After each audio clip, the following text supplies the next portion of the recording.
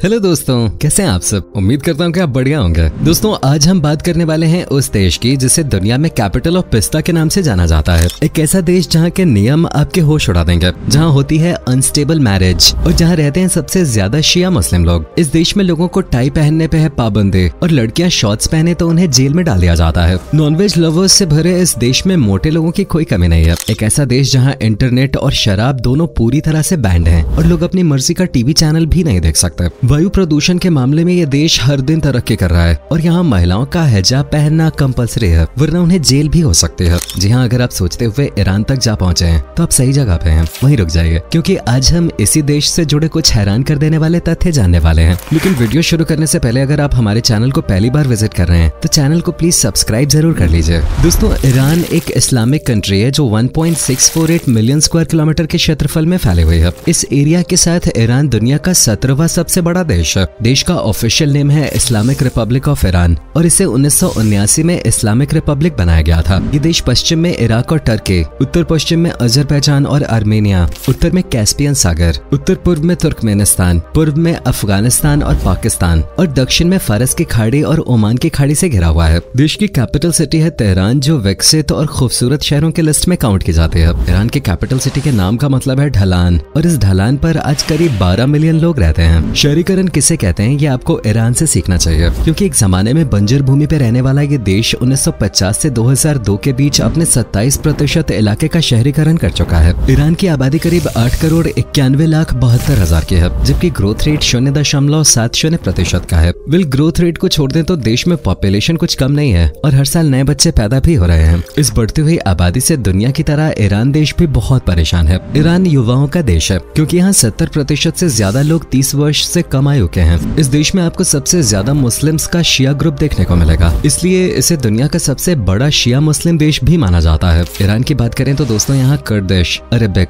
अजीरी और आर्मीनियन बोली जाती है। हालांकि यहाँ की ऑफिशियल लैंग्वेज है पर्शियन, जिसका इस्तेमाल एजुकेशन के साथ साथ प्रशासनिक कामों में भी किया जाता है। दोस्तों, क्या आप जानते हैं कि ईरान दुनिया का एकमात्र ऐसा देश है जो कैस्पियन सागर तट और हिंद महासागर तट दोनों के साथ बॉर्डर शेयर करता है। ईरान आजकल का देश नहीं है, बल्कि इसका इतिहास 4000 ईसा पूर्व से माना जाता है, इसलिए इस अद्भुत और थोड़े अजीब देश को दुनिया की सबसे पुरानी सभ्यताओं में काउंट किया जाता है। ईरान की खूबसूरती का अंदाजा आप यहाँ मौजूद वर्ल्ड हेरिटेज साइट्स को देखकर लगा सकते हैं, क्योंकि रिकॉर्ड्स के मुताबिक ईरान में कुल 27 वर्ल्ड हेरिटेज साइट्स मौजूद हैं और इस लिहाज से ईरान सबसे ज्यादा यूनेस्को साइट्स के मामले में बाकी अरब देशों की तुलना में सबसे आगे है। ईरान की जीडीपी मौजूदा समय में 367.97 बिलियन यूएस डॉलर्स की है। इस देश का मेन सोर्स ऑफ इनकम है ऑयल और नेचुरल गैस। साथ ही देश की कुछ आबादी एग्रीकल्चर से भी अच्छी खासी कमाई कर लेते हैं। ऑयल और नेचुरल गैस से ये देश हर साल मिलियंस ऑफ डॉलर्स की कमाई कर लेता है। ईरान के साउथ में स्थित फारस की खाड़ी में दुनिया का 7% तेल भंडार है। बता दें कि ईरान हर दिन 4 मिलियन बैरल तेल पंप करता है। ईरान में तेल से ज्यादा महंगा पानी मिलता है, क्योंकि यहाँ सिर्फ एक नदी है जिसे करुण रिवर कहा जाता है और यहाँ पानी को पुराने समय से ही स्टोर करने का सिस्टम चला आ रहा है, जिससे लोगों की प्यास बुझती है।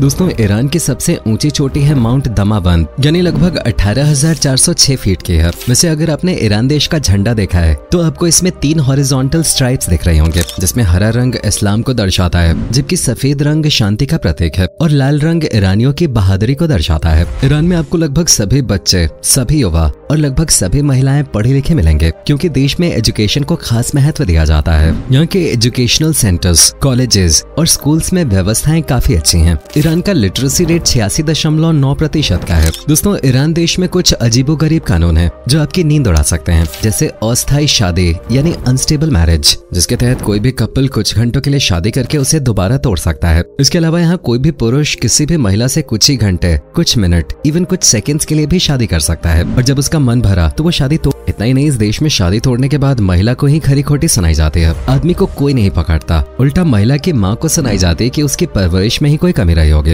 ईरान में अगर आप बीच चौराहे पे, गली में या क्लब में या फिर किसी पार्टी में या फिर अपने घर पे ही शराब पीते और पिलाते हुए पाए गए तो आपके ऊपर फौरन कानूनी कार्रवाई शुरू कर दी जाएगी। इतना ही नहीं, अगर आपने शराब बेचने की कोशिश भी की तब भी आपको जेल की हवा खानी पड़ सकती है, क्योंकि ईरान देश में शराब बेचना, खरीदना और पीना तीनों ही पूरी तरह से बैंड है। 1979 से पहले ऐसा नहीं हुआ करता था। इस साल से पहले ईरान देश भी वेस्टर्न कंट्रीज की तरह खुले विचारों वाला देश था, जहाँ शराब पीना, लड़कियों के लिए छोटे कपड़े पहनना, मौज मस्ती करना सब चलता था। ये सब यहाँ आम बात हुआ करते थे। लेकिन 1979 में देश पर मुस्लिमों का बोलबाला हो गया गया और देश में शरिया कानून लागू कर दिया गया। बस तभी से ये देश बाकी मुस्लिम कंट्रीज की तरह काम करने लगा। जब भी हम ऑफिस जाते हैं, जॉब पे जाते हैं, मीटिंग में जाते हैं या फिर किसी ऑफिशियल काम पे जाते हैं तो सूट बूट के साथ टाई जरूर पहनते हैं, जो हमारे फॉर्मल लुक को पूरी तरह से ऑफिशियल लुक में बदल देती है। लेकिन दोस्तों आपको जानकर हैरानी होगी कि ईरान में टाई पहनने पे पूरी तरह से पाबंदी है। इस देश को दोस्तों वर्ल्ड का कैपिटल ऑफ पिस्ता भी कहा जाता है, क्योंकि यहाँ काफी ज्यादा और अच्छी क्वालिटी का पिस्ता देखने को मिलता है। और ये देश ऑयल और नेचुरल गैस के बाद सबसे ज्यादा एक्सपोर्ट पिस्ता का ही करता है।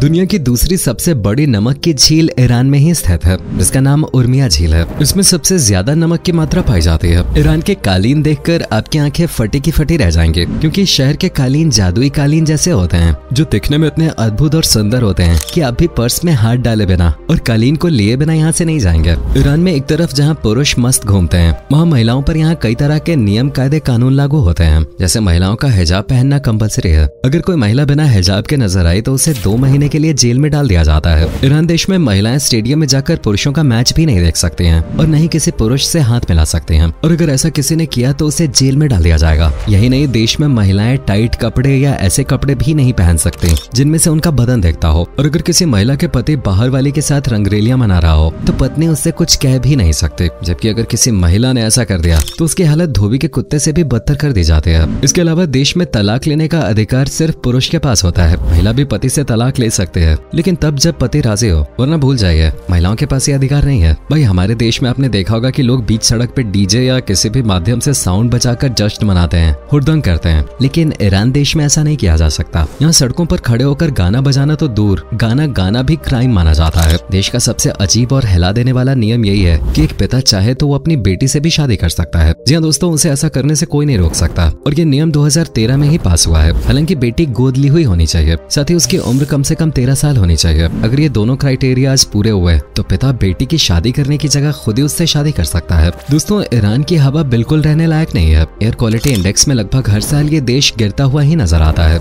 यानी यहाँ की हवा बहुत ही ज्यादा प्रदूषित है, और ये जहरीली हवा हर साल 27 लोगों की जान लेती है। इस प्रदूषित ईरानी पर्यावरण को लेकर हर देश परेशान है, लेकिन शायद ईरान खुद इससे इतना ज्यादा परेशान नहीं लगता। ईरान की पॉलिसीज और अजीब कानून बेशक किसी से छिपे नहीं है, लेकिन इसके बाद भी ये देश भारत के साथ अच्छे संबंध साझा करता है। ईरान और भारत के बीच राजनीतिक से लेकर आर्थिक संबंध काफी मजबूत हैं। ईरान की एक और अजीब बात यह है कि यहाँ सैटेलाइट टीवी रखना मना है। यहाँ आप अपनी मर्जी का कोई भी चैनल नहीं देख सकते, बिल्कुल नॉर्थ कोरिया की तरह, क्योंकि ईरानी सरकार को लगता है कि ऐसा करके आप बिगड़ जाएंगे या भड़क जाएंगे। इसके अलावा यहाँ कई विदेशी सोशल साइट्स और एप्स चलाने पे भी पाबंदी है। गूगल को तो ईरान का एक जासूसी साइट माना जाता है, इसलिए यहाँ सोशल मीडिया को भी बैन कर दिया गया है, और ईरान खुद की नेशनल साइट लॉन्च करने की तैयारी में जुटा हुआ है। 2013 के बाद से ही फेसबुक और ट्विटर ईरान में बैंड है, क्योंकि यहाँ की सरकार के मुताबिक इन साइट्स को देखकर लोग बिगड़ जाते हैं। हालांकि इसके बाद भी यहाँ की 40% पॉपुलेशन इंटरनेट का इस्तेमाल करती है। दोस्तों ईरान में वोट डालने के लिए आपको 18 साल की उम्र तक इंतजार करने की जरूरत नहीं है, क्योंकि इस देश में 15 साल की उम्र से ही वोट डालने का अधिकार मिल जाता है। ईरान के लोग खाने पीने के बहुत शौकीन होते हैं, खासतौर से नॉनवेज के मामले में मटन, चिकन, ये हर चीज बहुत मग्न होकर पकाते हैं और बहुत चाव से खाते भी हैं। इसलिए नॉनवेज लवर्स के लिए ये देश स्वर्ग की तरह है। ईरान में लोगों को खाने का इस कदर शौक है कि यहाँ की 14% आबादी मोटापे से परेशान है, और मोटापे से ग्रस्त लोगों के मामले में ये दुनिया का 41वां देश है। दोस्तों ईरान देश में क्राइम रेट 2.42% है, लेकिन अगर यहाँ किसी महिला के साथ बलात्कार हो जाता है तो उसे इंसाफ देने की जगह पुलिस उल्टा उस लड़के को बलात्कारी के साथ शादी करने पर मजबूर कर देती है। जी हाँ दोस्तों, यही कारण है कि यहाँ महिलाएं अपने साथ हुए गलत के खिलाफ आवाज उठाने से पहले ही डर जाती हैं।